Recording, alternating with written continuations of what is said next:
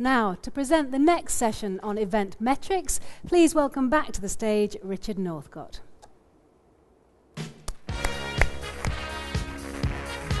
Oh, you sound guys.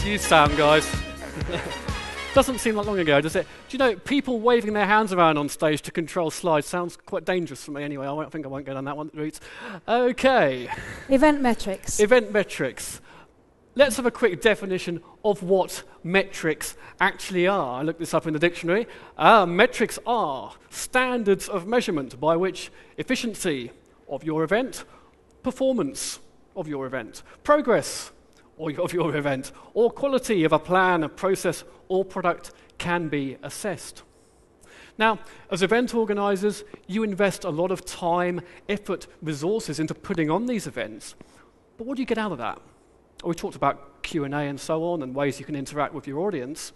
But how about giving, real measurement of what the audience actually got up to? What were they doing while they were there? So, to do this, using event metrics, we make use of what is in fact an existing technology. It's been around for quite a while now. It is our friend RFID. That is an FLA, which is a four-letter acronym, and it stands for Radio Frequency Identification. You've probably mostly heard of it, I would imagine. Where can it be found? Lots of places that RFID is used in everyday life.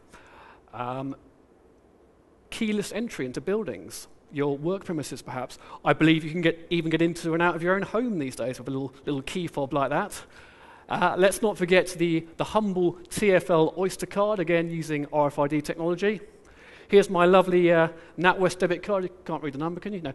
This came through the post every week. I can now pay for items using this contactless technology, so I can touch my card to pay for low-value goods. Here's our friendly pooch here. This dog has an RFID chip embedded under its skin, which identifies that beast. So these are all places where RFID is in commonplace use in everyday life, all around us. So how does it work then? Okay, I'm going to try and keep this really simple here.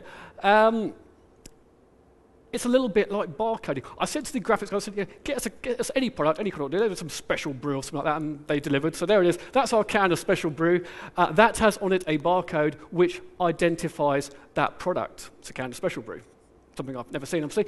And RFID is much the same. That is an RFID chip. And the more observant amongst you will notice that inside your name badges today, you have all got RFID chips.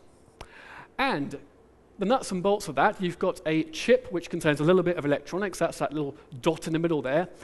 And around that, you've got basically what is an antenna. It's an aerial, allowing that chip to communicate over radio frequency. The tags you've got today, that's just one size and shape they come in. There's all sorts of different flavors available to suit the application. So, very quick overview of how it actually works. I'm an engineer, so bear with me, by education. Radio waves essentially energize the electronics in the tag. Okay, so your RFID reading device can activate that electronic circuit. It then sends back, again, over the radio waves, what is called an EPC, or an electronic product code, which is that kind of garbled series of numbers and letters that you see there. That is unique. So your badges all have a different EPC. You can use it basically to uniquely identify an item or a person, whatever you want to stick a tag to, using this RFID communication. So identification over radio frequency. So what's the difference then between your special brew barcode and RFID, and which is better? I think one's probably cheaper, isn't it? Moving on. Barcoding. Here I am in the supermarket. I'm at Asda. I am buying for my dinner some giant green beans. I'm a healthy eater. You'll notice that requires direct line of sight with the barcode reader. So the scanner there, the laser scanner, needs to be able to see that barcode. Going back to our friend the dog, who's not too happy about being here, that tag actually lives under the skin of that animal, so we don't even need to be able to see the tag. We can communicate with that piece of electronics using radio waves, electromagnetic waves. So how close do you have to be then? What's the range of it? Reading a tag depends very much on the type of RFID that we're looking at. Now, it comes in several flavours. Ermintrude, the cow there, she's got what is called a low-frequency tag on her little ear thing there, her little tag. That basically identifies her to Farmer Giles. So, but the range of this is only a few centimetres. So Farmer Giles needs to, hopefully she's cooperative here, needs to walk right up to Ermintrude, the cow, hold the reader on her little ear tag, and that will give him some information about that beast, a sort of animal theme going on today, isn't there? So that's low frequency. Stepping things up a bit, we move into the high frequency range, which is what the Oyster card and the contactless payment card type technology uses. And here the read range is somewhat increased, so it's up to 1 metre.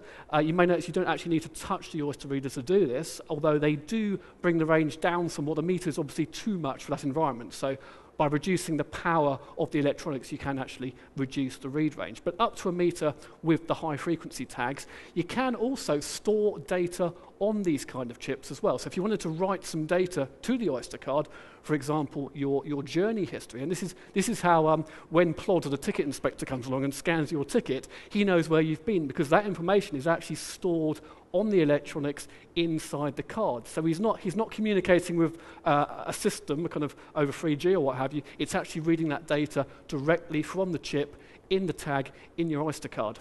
So that's high frequency. And ramping up the power even further, or the frequency I should say, we get into the ultra high frequency range, UHF. And with this, the range can be drastically increased to a few metres. Here you're seeing a Dart tag. I don't know if anyone's driven over the Dartford crossing to be with us today, but if you have one of those, you can drive seamlessly through the barrier. It detects the tag through your car windscreen. So again, it's contactless, and it will work from several metres away.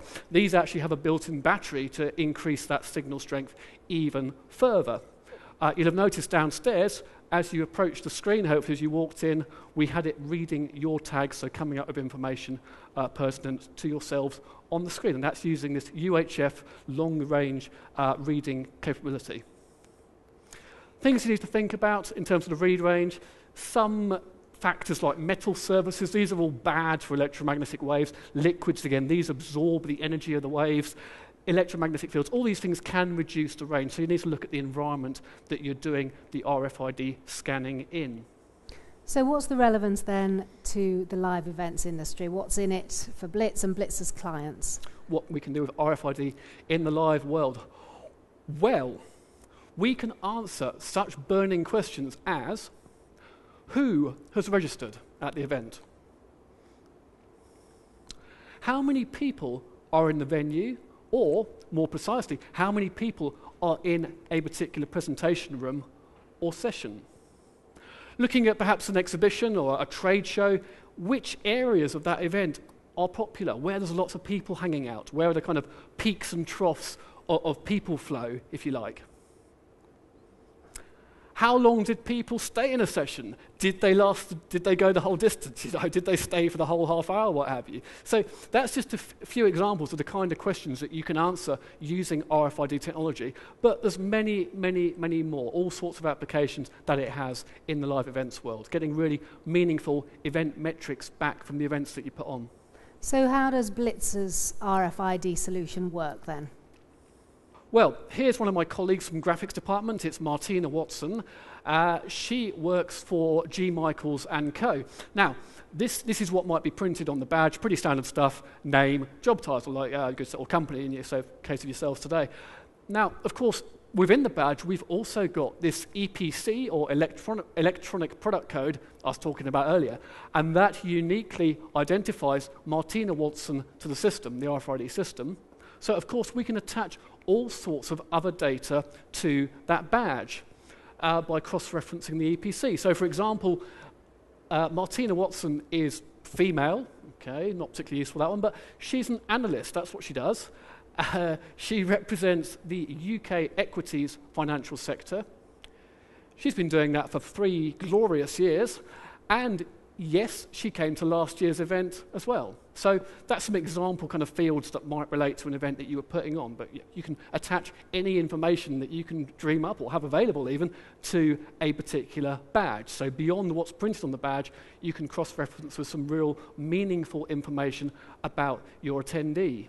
So the process is quite straightforward. As Martina moves around the venue space, this symbol here is basically a long-range RFID reader of some kind. As she walks around, her badge is scanned at strategic locations around the venue. So there you go, that's a scan. Her badge is upside down or inside out, I don't know. It doesn't matter because it will work, because it works over these electromagnetic waves. It's in her bag. It still works because you don't need that direct line of sight like you would with perhaps a more traditional barcoding approach. So it's a real kind of hands-off, seamless scanning process. Let's just put it in her pocket now. There you go, still works. Okay, so we can scan Martina as she moves around that venue space at key strategic locations. So what's the process then? Take us through it. So at Blitz, we offer the complete RFID solution for your event. Loosely, it can be broken down into these 4 steps. Firstly, printing, preparing the badges in advance for your delegates. Registration on arrival, perhaps even checking in the guests electronically into the system. The all-important tracking of your guests as they walk around as they sort of go through the event experience, be it a conference, a trade show, an exhibition, doesn't matter, tracking them as they go about their business during their time at your show.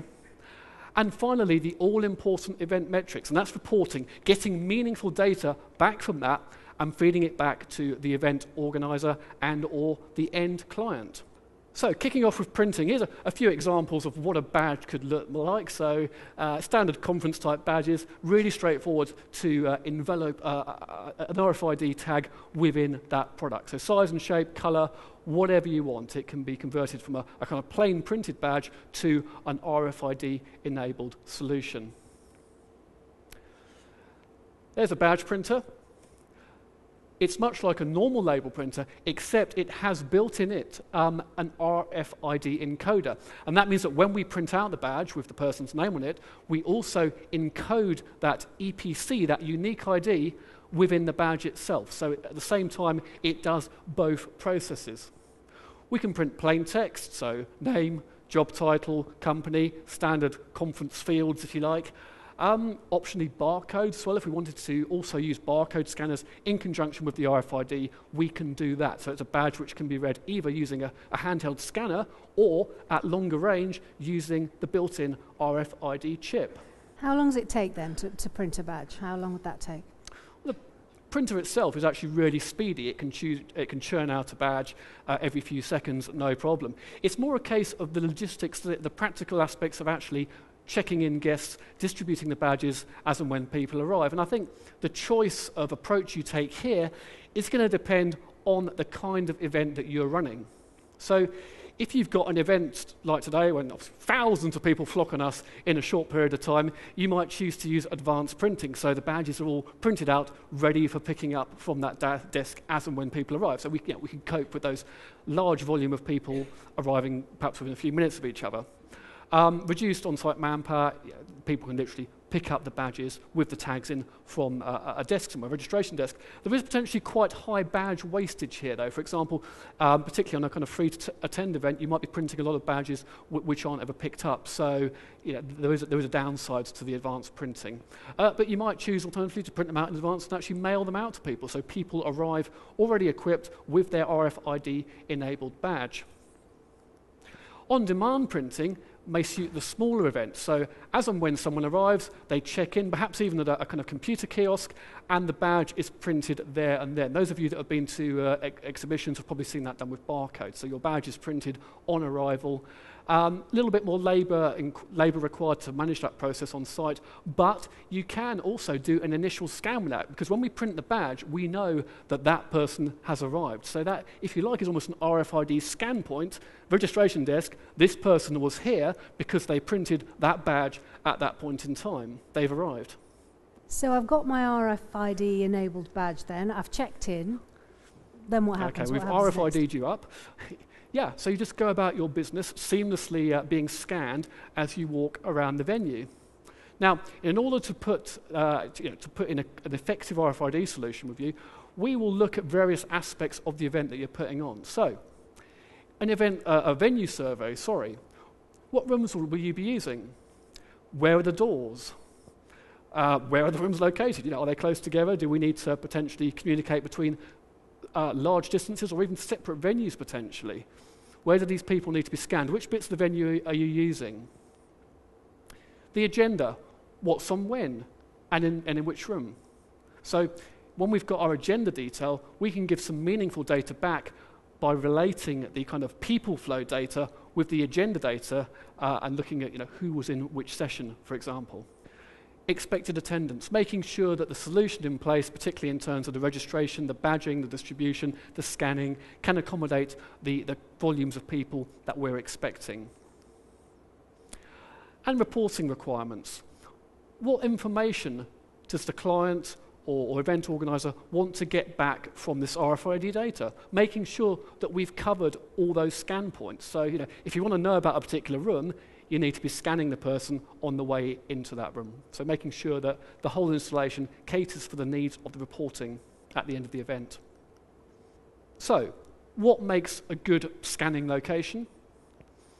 They probably speak for themselves, but the main entrance to the venue, the main entrance, someone has arrived. More importantly, perhaps a multi-day event. You've picked up your badge on day one, you've left, you come back through that same door. So we can scan the fact that our attendee has returned for day two. They've come back for more. Individual rooms. Okay, so the ways, like here, the ways in and out of presentation rooms. If you've got several doors, you'd need to make sure that you've got all those locations covered. Smaller meeting rooms. Again, the ways in and out of those individual rooms. We can reduce the read range if required to make sure we limit the scanning just to quite a confined area to sort of mitigate against crosstalk between different rooms, which may be close together. Exhibition stands at a trade event. Imagine a big floor space like here at Excel, lots of exhibition stands, but you could place readers at strategic locations and work out who has been to which stand. So, quick floor plan here. This, I think, is actually Excel. There is an event, choose any event. It's an exhibition, trade show type environment. We've positioned readers at key points there. So we've got the main entrance in and out of that area, bottom left corner there. We've got a central theatrical presentation area in the middle. Again, we want to know who's been to that. And we've picked perhaps a couple of the more prestigious exhibition stands in that space. So that's a kind of a low-budget, fairly small-scale installation. Because you can go crazy with it, and let's put in a few more readers, scan all those locations. So that gives you much more detailed information about the people flows around that event space. So that's how you might use it in an exhibition or a trade show environment. Looking at an individual trade stand, you could even break that up into several areas. And some of these events, there might be a key sponsor, someone like HP perhaps at a technology event. You can subdivide their stand up into perhaps a product demo area, a networking area, and scan people as they move to those locations. So that also tells you a little bit about how people are making use of your single stand. What kind of person have you got visiting? Are the right people finding the hard selling area, for example? So breaking down what is going on actually within a single space. Looking at the more corporate conference environment, here's an event we ran recently. It's a two-track event. You've got a main room there on the left-hand side and a smaller breakout room, rooms 1 and 2 respectively. To scan room 1, that has several doors. There you go, there they are, 3 ways in and out of that room. Each door has a scanner on it, but collectively they are room 1. So we know anyone that's scanned there has either entered or left room 1. So that the red ones are room 1, and then room 2, a couple of doors there. The green scanners are for room 2 only. So that tells us who's been in those respective rooms at the conference. In terms of scanning, we talked about these long-range readers, and these can read the tags, high volumes of tags, in fact, so a kind of large mob of people going through a door is not a problem, and it can read these from several meters away. You can also use these short-range readers if you wanted to target a particular individual. So if you're wearing your tag, I want to find out a bit more about you, I can come and scan your tag with my little handheld device there, and on the screen it can show me everything we know about you, without even having to ask you. So hugely powerful to the, all sorts of uses you can make of that in the live environment. In terms of scanners, it's a little bit like live view actually. It's just a network. It's just a network system. So we've got this central server, this system controller, which manages the entire infrastructure of the RFID solution, and we've got these key scan points around the venue. So in this case, we've got rooms 1, 2, and 3. We've got an entrance, and we've got a kind of communal mingling foyer. But all of those are managed by this one server essentially that also make sure the connections stay alive. It will alert us if there's any problems on that network, for example, so we don't want to risk losing data. So I suppose at conferences then, it could be useful in tracking people you don't necessarily want in a particular session room, like the press, for example. Like the press, paparazzi, yeah. I mean, why not? Why not have some kind of alert near a door? So if someone that's not supposed to be in that session turns up, the screen could come up with something, or maybe an audio alert to someone nearby, just to say, look, this person's just entered the room, please have them remove security, or whatever it is. So yes, it could be used as an access control device. Actually, I love snowboarding, and of course RFID is used there to limit access onto ski lifts. Again, you have to scan your tag, much like an Oyster card, to be allowed onto that lift. So again, it's using RFID as an access control solution. So, factors to consider for your RFID installation: the size of the venue, the layout of the venue.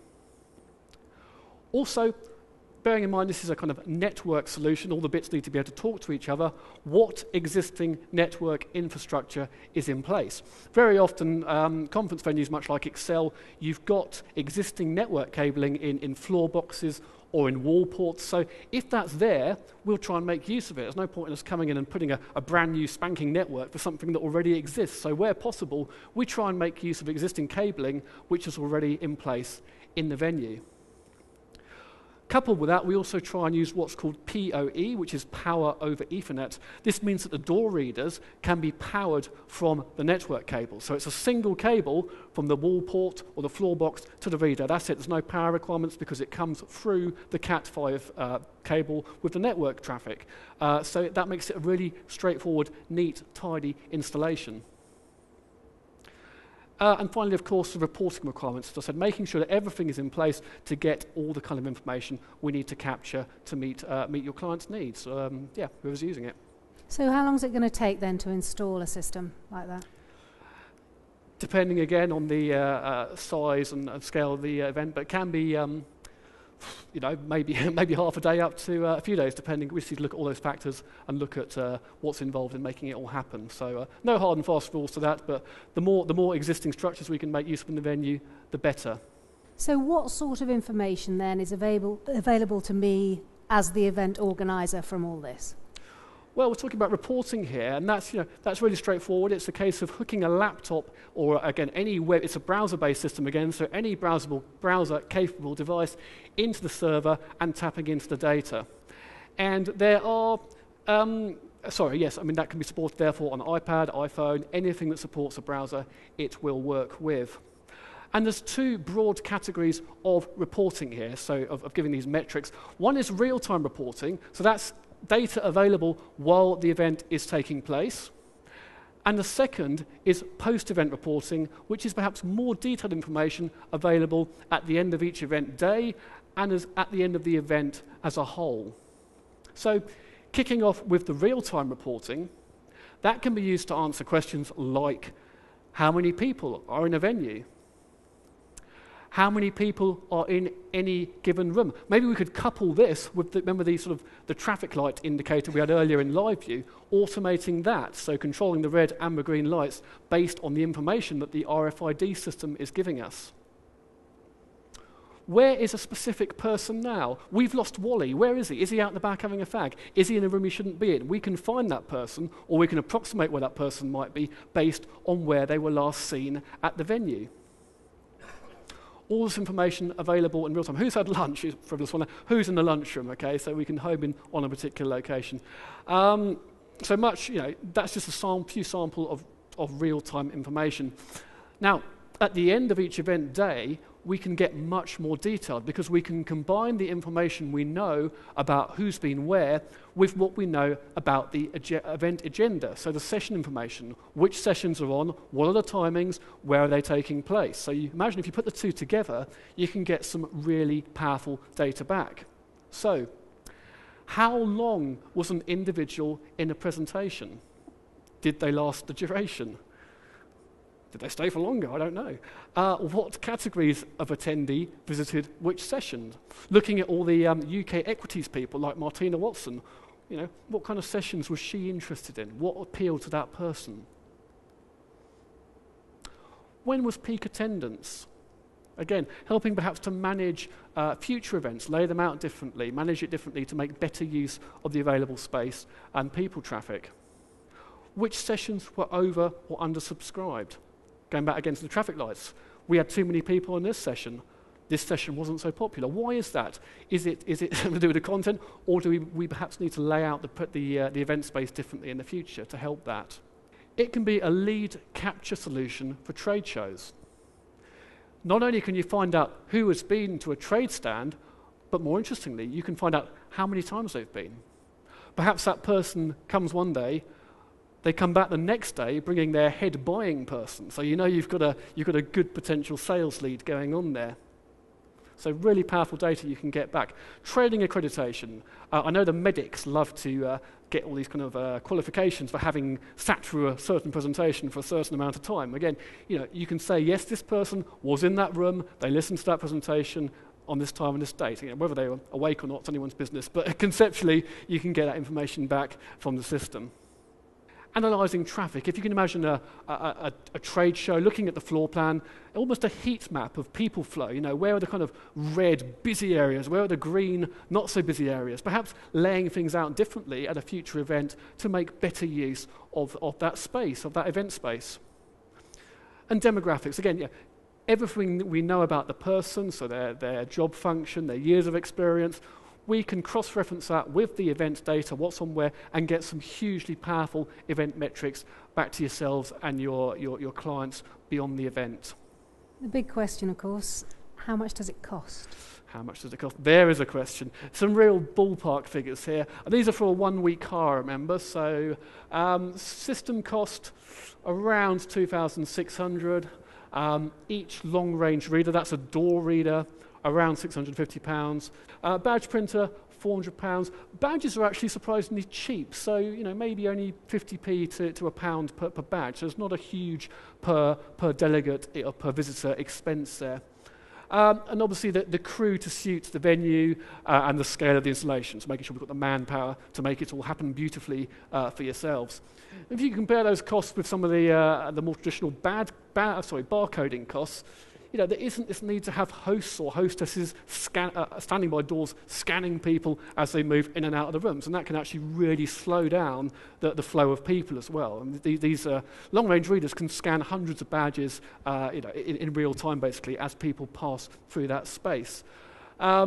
So no need for the barcode scanners. I believe some events even have people counting delegates in a room. Now that's not an easy task. And again, there's no need for that person because the system will give you that information.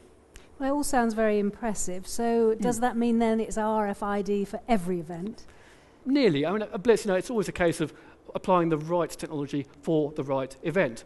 But remember that the RFID package is a Blitz bespoke solution. It's designed, built, loved in-house, so we can take it all sorts of directions depending on what your needs are. It's quite early days still, but we're getting some really interesting purpose for it coming through already.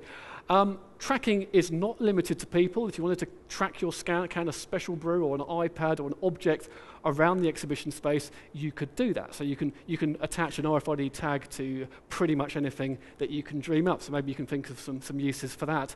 It's an unobtrusive solution. You don't need to stop and scan people at doors. Excuse me, sir, can I scan your badge? It all happens, seamlessly as they walk through. I mean, they won't even be aware that they're being scanned potentially. So it's completely unobtrusive, very rapid. And we've got this hugely powerful reporting aspect of it. So you're getting some data way beyond what you could get with other technologies out there.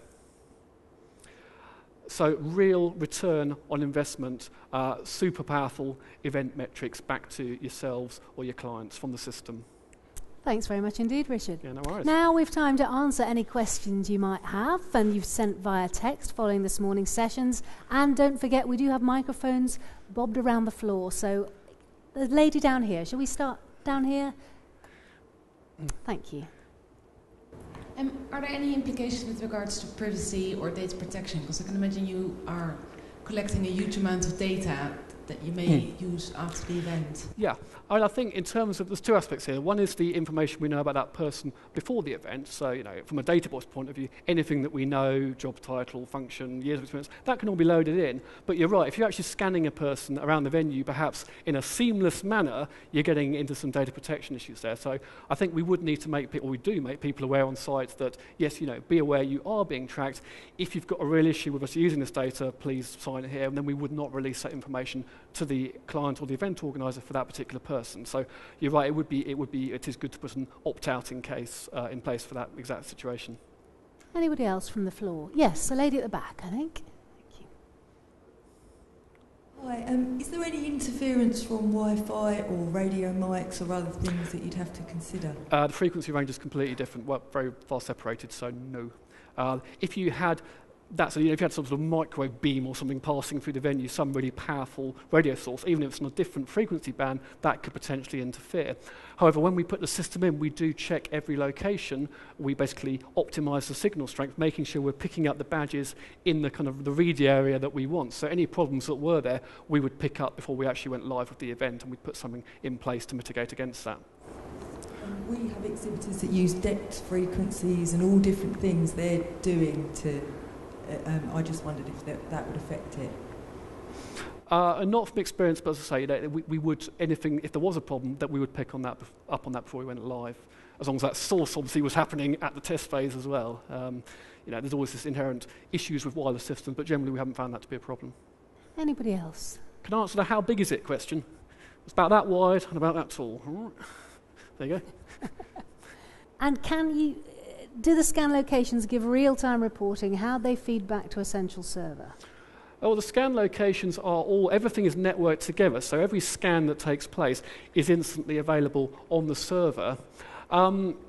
As I say, some information you can only deduce after the event, and this is not a failing in the system. This is that you just don't have the information at that stage, because you need to look at the session start time, the session end time, and then compare that with the traffic flow. So you can't actually do that in real time in terms of giving real feedback on sessions that may be in progress still. But when everyone's left the venue at the end of the day, you can find out pretty much, well, everything that you wanted to know about what's just happened. So that's why I kind of split up the reporting into these real-time things, like where is a particular person, where were they last seen, versus this more detailed information like how long was Fiona in a session, for example. And what about the bottom one? Are the scanners able to pick up everyone if a lot of people go past them at the same time? From experience, it's pretty good. I'm not going to lie and say it's 100% accurate. I mean, if everyone's sort of bunched tight together, went bundle and ran through the door at once, you may miss one or two there. But it's going to be as good, if not better, than a barcoding solution. And given kind of sensible traffic flows, absolutely fine in that respect. So making sure that the space is big enough to get everyone through as well. But, because we're not stopping and scanning people, we're hopefully avoiding some of these bottlenecks you can get in other environments. How do you know if a person is in or out of a room? Do you need 2 readers per room to identify movement and direction? Very good question, very good question. The answer to that is you don't. You don't know if a person is going in or out of the room. And again, this is coming back to the post-event reporting and how you need to cross-reference the data that you've got with knowledge of the event timing. So if I'm in a presentation and my next scan is in another room, I know that the previous scan leaving that room was leaving the room rather than going into the room. But whoever asked that, you're right, there are some real technical challenges, which obviously I love, in terms of making sense of the actual data that you've got. In theory, you could even have 2 scanners, and if you get scanned here before here, you know that you've walked into the room, or if you get scanned here before here, you know that you've walked out of the room. But it's not necessarily the case that this reader would pick you up before this reader in the practical world, so I'd be wary of an approach like that. What you could do is even have sort of 2, if you've got a single person lane, if you like, single person at a time, you could have 2 light beams, so if you break that one before that one, you know that's an inward scan, and then if you break that one before that one, you know that's an outward scan, so that kind of gets around that. But if you want this kind of open doors, allowing mass flow of people through it, it does take some interpretation of the data to get that information out of it. But good question, yes. One that keeps me awake or challenged.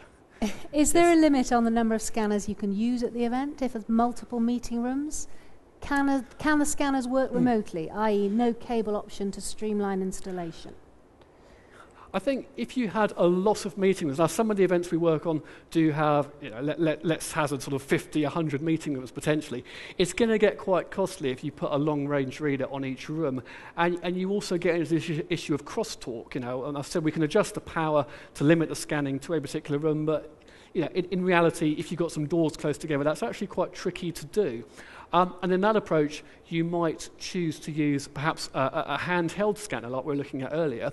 So someone arrives in the meeting room area, and again, you do need to now scan them manually. Mr. Northcott, hello, good morning, scan your badge. Which room are you going to, please, sir? And logging that on the computer, which is built into the scanner.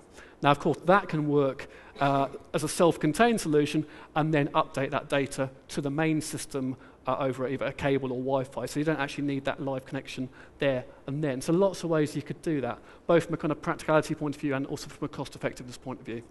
So does that answer that one? Anybody else Yes. got a question? You're all desperate for lunch now. Able to pick up lots of people go, oh, we did that one, sorry, yes. I think we've done most of those. Yeah, sit in a control room and monitor data in real time. Yeah, we can look at number of scans in a room to get a flavour of the. If we reset at the beginning of the day, these people have walked into that room, it will show us where it's getting full in real time. But in terms of the duration, people that were there, for example, you need to look at the post-event data to get that out. Anybody else? Okay, then. I think they're all hungry. Yes. Okay, well, thanks very much indeed, Richard, and thanks very much to you all.